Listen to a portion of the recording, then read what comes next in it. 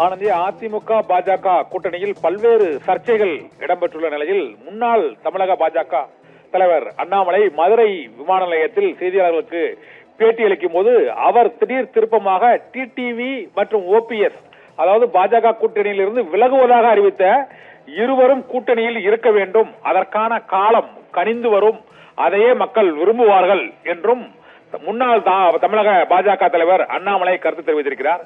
மற்றொரு மிக முக்கியமான கருத்தாக தாவேகா தலைவரும் நடிகருமான விஜய் சனிக்கிழமைகளில் மட்டும் மக்களை சந்திப்பது ஏற்றுக்கொள்ள முடியாது, விஜய் திங்கள் செவ்வாய் புதன் ஆகிய நாட்களிலும் வேலை செய்ய வேண்டும், 24 மணி நேரமும் வேலை செய்தால் மட்டுமே, முழுநேர அரசியல்வாதியாக இருந்தால் மட்டுமே மக்களிடம் செல்ல முடியும் என்றும் அவர் கூறியிருக்கிறார்.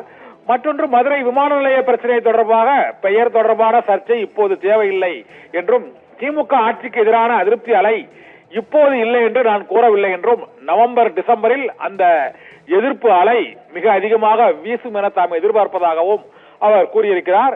டிடிவி தினகரனும் ஓபிஎஸும் பாஜக அதிமுக கூட்டணியிலேயே தொடர வேண்டும் என்றுதான் தாம் விரும்புவதாகவும், அவர்கள் இந்த கூட்டணியில் இருந்தால்தான் வலிமையாக இருக்க வேண்டும் என்ற கருத்தையும் தமிழக முன்னாள் பாஜக தலைவர் அண்ணாமலை கூறியிருப்பது தமிழக அரசியல் களத்தில் முக்கியமானதாக கருதப்படுகிறது.